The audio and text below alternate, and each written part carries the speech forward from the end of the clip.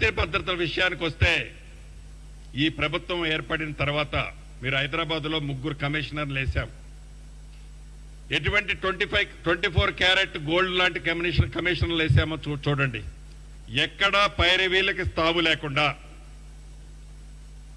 ఎక్కడా శాంతి భద్రతలకి ఇబ్బంది కలగకుండా ఉండే విధంగా A1 టీంని ఈ ప్రభుత్వం ఏర్పాటు చేయడం జరిగింది. స్టార్ట్ 62 ఒకసారి చూడండి. ఆనాడు ఆ ప్రభుత్వంలో జరిగిన అక్రమాలు కానీ, మర్డర్లు కానీ, కేసులు కానీ, ఇతరత్ర కంపేర్ చేస్తే అప్పటికి ఇప్పటికీ ఏ రకంగా కంట్రోల్లో ఉందో చూడండి.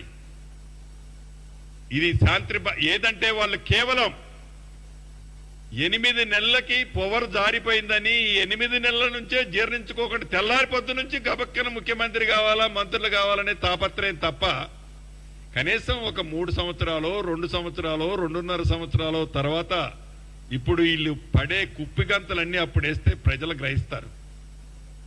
అరే 8 నెలలు 7 నెలలు 6 నెలలు మొదటి నెల నుంచే కూలగొడుతున్నా పెద్ద మనిషి. ప్రభుత్వం కూలిపోతుంది, కూలగొడతాం. ఇక మీడియా మిత్రుల సబ్జెక్టు కూడా ఇప్పుడు అడిగారు. చాలా దురదృష్టకరం. ఆ శాఖ మంత్రిగా నేను ఈ రాష్ట్ర ప్రభుత్వం ఏదైతే నిన్న జరిగిన ఎపిసోడ్లో అటువంటిది నిజంగా జరిగి ఉంటే నిజంగా రాష్ట్ర ప్రభుత్వ పక్షాన నా పక్షాన దానికి చాలా ప్రగాఢ సానుభూతిని కూడా తెలుపుతున్నాం. గౌరవ ముఖ్యమంత్రి గారు నేను మాట్లాడుకున్నాం.